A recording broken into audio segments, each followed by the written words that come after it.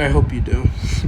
Anyways, this is gonna be the first video on my channel, and today we're gonna basically just be disproving this House Cosmology, scale. I'm gonna also link the YouTube video that this guy released on this cosmology thing he did. I don't think he did that really good of a job.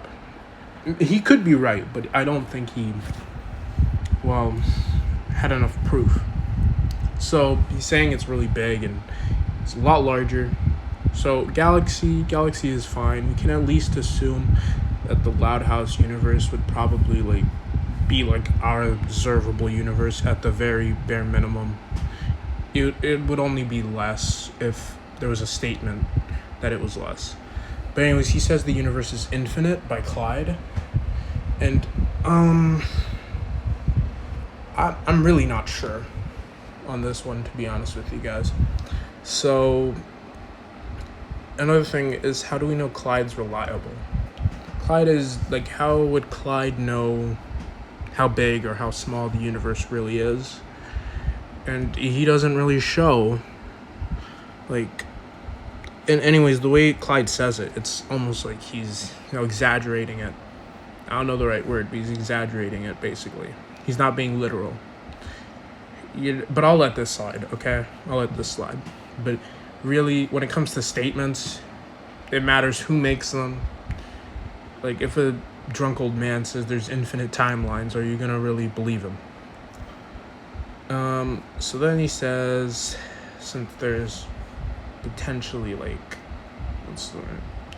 alternate timelines and dimensions, putting this universal to low multiversal, you can really only get to low multiversal if you can prove that the different timelines and dimensions are different space-times, which he doesn't prove, and he even bites himself in the foot later on.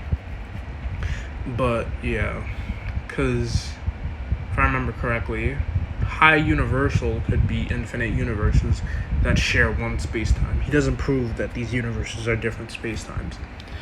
And he says, proof that she's reliable. He doesn't do this with Clyde, but he does it with Lisa. She says she doesn't make errors.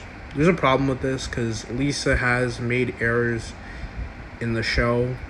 When she thought bad luck was actually real with Lincoln's case. So, and also her IQ score doesn't mean anything because there's people with higher IQ scores in our real world.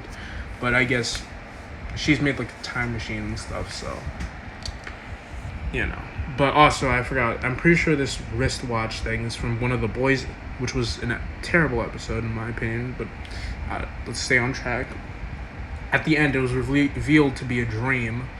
So for this, if it's a dream, then it can't be considered canon. This is a weird thing. I might need to rewatch the episode, but I'm pretty sure that they didn't have a switcheroo that Lincoln did really go to another universe.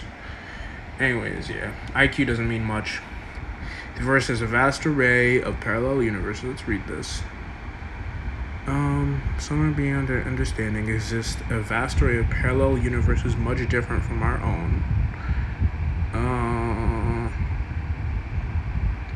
There's one universe that stands out from the rest. Well, then if there's one universe, that's not good enough. It's a pretty small multiverse. Anyways, vast is another term for infinite, so, oh no. No, vast doesn't necessarily mean infinite. There's no proof that vast has to mean infinite. Sure, you can use the terms interchangeably, but there's no infinite statement here that says there's infinite universes. There's nothing here. So vast could be a higher level of finite, but transfinite or something, but it could never reach infinite. We don't know. There's this isn't enough proof in my opinion. That's not enough, because it could also mean enormous, and enormous isn't infinite. It could mean huge. Huge doesn't necessarily mean infinite. Wide doesn't vast doesn't necessarily mean infinite. So, and he doesn't prove any infinite statements, I don't believe. This would also qualify for many worlds interpretation for his having many how do you know it's many worlds though? He doesn't. I don't believe he proves that it's many worlds interpretation this multiverse follows. And even if it does, many worlds isn't necessarily infinite. Well, many worlds doesn't have to be infinite. Like the lowest many worlds could be is like the universes are, diverging at what's the right word? At like a higher level of finite levels that's approaching infinite, but it's not actually even the smallest infinity, I guess, which would just be like transfinite or something. That wouldn't transfinite maybe, but yeah, he doesn't prove it's many worlds, and he doesn't really prove that it's actually infinite. Also, we'll classify thing with type 3 type 3 multiverses, at least from my understanding, type 3 is a specific type of many worlds interpretation, but many worlds doesn't necessarily mean it's type 3 in the way Max Tegmark says it is, which type 3 multiverse is like high hyperversal, but many worlds interpretation doesn't necessarily have to be type 3, and he doesn't prove that it's many worlds, nor does he prove that it's type 3.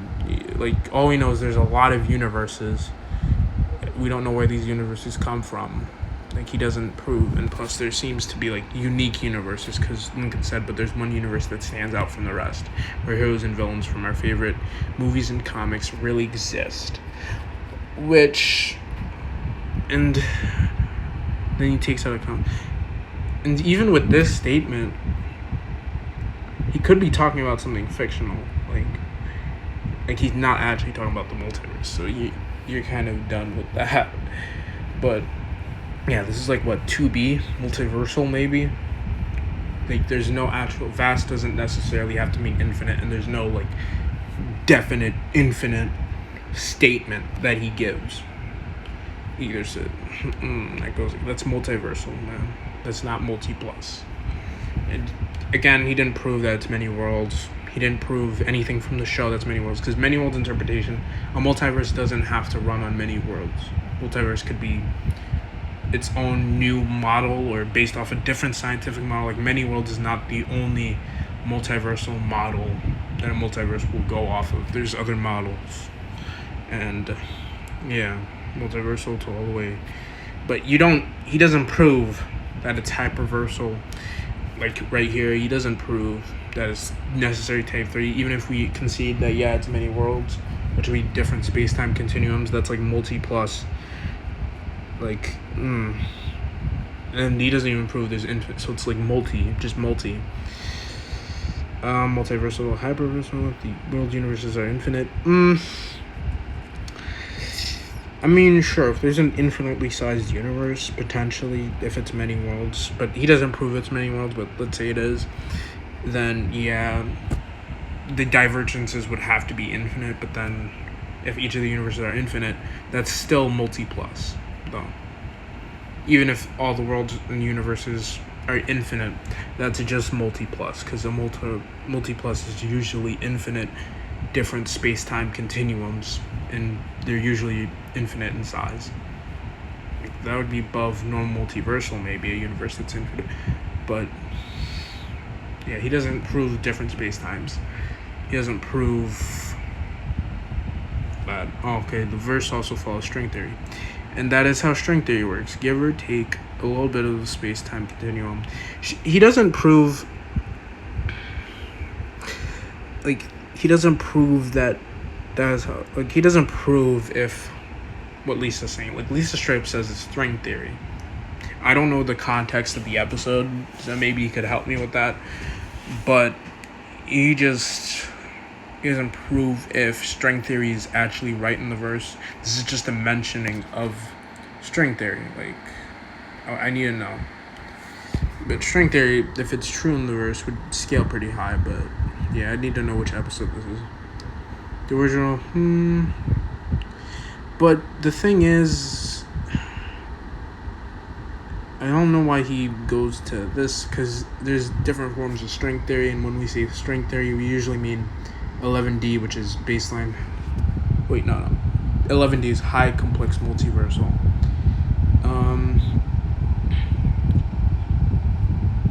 So, and also, I need to know, like, which form of string theory was she referring to? Because when they say string theory, we usually think of the, 10-dimensional, usually. But who knows? Because there's different types of string theory and all that. So, in collision, galaxy level to high hyperversal. Thing is, you didn't really prove that there's even infinite universes, and even in the video, I don't think he said it here, but like in the comment section, he said that the entire verse has one space-time, and if that's the case, the verse doesn't get above high universal. Like, I don't see any website that says a verse could be a singular space-time and still be high hyper. That doesn't make any sense. He doesn't prove that it's many worlds, that it works off many worlds. So the verse could actually just be high universal and cap at high universal, because he doesn't prove different space times. He doesn't prove many worlds.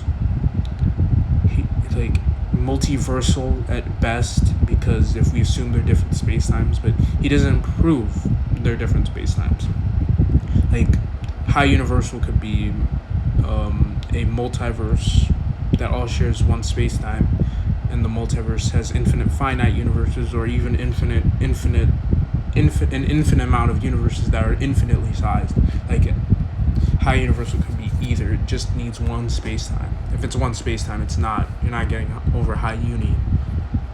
And it's just, yeah, he didn't, in my opinion, he didn't do a good job here.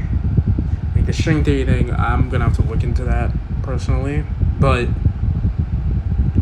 like, he doesn't have any proof, like, which form of string theory she was talking to, nor does he, like, have proof that the string theory is actually right, because she calls it string theory. She doesn't act like it's, an actual, like, true thing.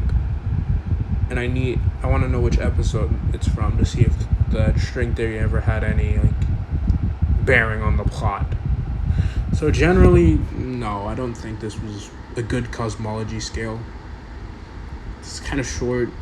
It's a Loud House. Honestly, like, high universal maybe, like, it caps at high uni. He even himself says it's one space-time. That's not one space-time is not even like, a singular space-time is not even low multiversal. Anyways, bye.